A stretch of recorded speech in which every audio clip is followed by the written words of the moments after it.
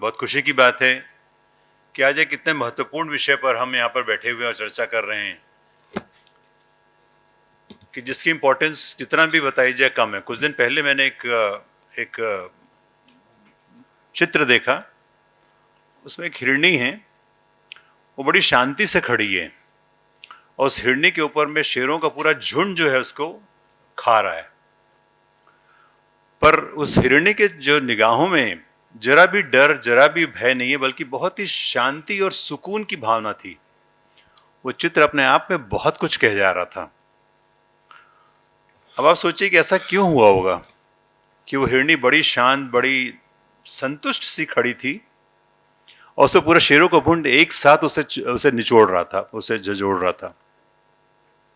उसका कारण था कि उसने अपना बलिदान देकर अपने बच्चे को बचा लिया, क्योंकि वो दोनों एक साथ भाग रहे थे और उसे समझ में आ गया था कि यदि वो और तेज भागी तो वो तो बच जाएगी, बट उसका बच्चा जो है वो मारा जाएगा।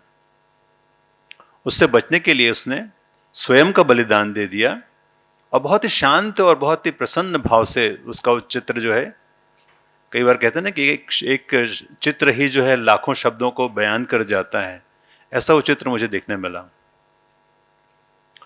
ये छोटा सा जो चित्र है या कहानी है, आपको मैंने ये संदर्भ बताया, ये हमें बताता है कि बच्चों के लिए न सिर्फ मनुष्य जगत बल्कि इवन जानवर जो हैं वो कितने, जिन्हें हम जानवर कहते हैं, कई बार वो शायद मुझे लगता है कि हम मनुष्यों से ज्यादा समझदार होते हैं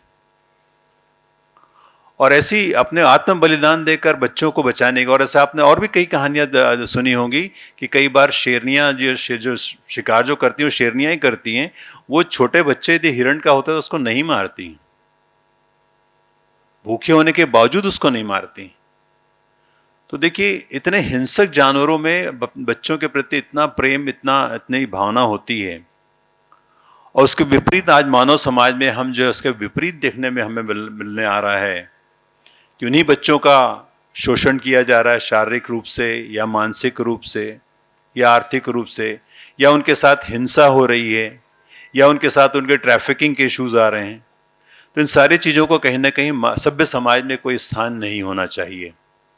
मेरा मानना है कि कोई भी सभ्य समाज की जो पहचान है वो इस चीज़ से नहीं होना चाहिए कि उसने कितनी आर्थिक प्रगति कर ली, या कितनी उसके पास में अच्छी चीज़ें हैं, या कितनी बड़ी बड़ी सुविधाएं हैं, परंतु इस चीज़ से आंका जाना चाहिए कि वो अपने बच्चों को किस प्रकार ट्रीट करता है।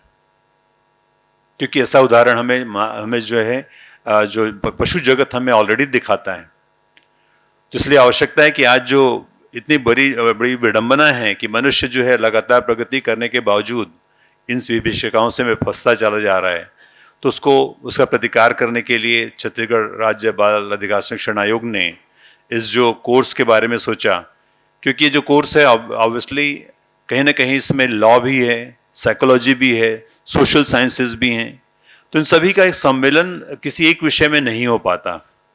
और इसलिए मैं बहुत हार्दिक बधाई दूंगा डॉक्टर वर्णिका शर्मा जी को और प्रतीक खरे जी को कि उन्होंने एक ऐसे इसका समन्वय करने की सोची कि इसमें इस कोर्स में सारी चीज़ों को जोड़ा जाए और एक ऐसा पाठ्यक्रम तैयार किया जाए जो ऐसे लोगों को सामने लाएगा जो बाल अधिकारों के लिए लड़ सकें। लेकिन लड़ना तो हर कोई चाहता है, लेकिन कैसे लड़े, किस प्रकार उसको लीगली हैंडल करे, किस प्रकार साइकोलॉजिकली एंड सोशली हैंडल करे, ये जानकारी एक व्यक्ति को आना थोड़ी कठिन होती है।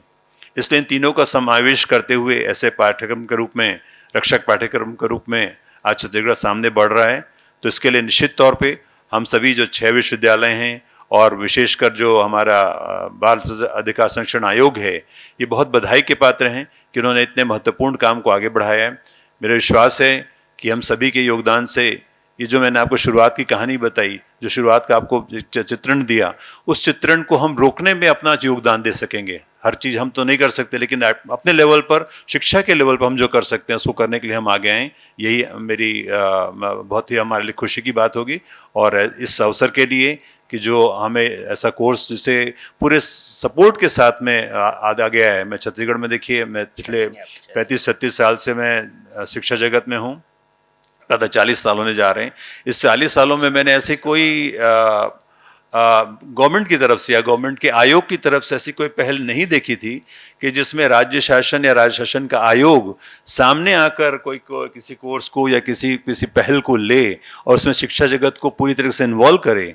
तो ये बहुत ही स्वागतेय है और बहुत ही साधुवाद और बहुत ही धन्यवाद।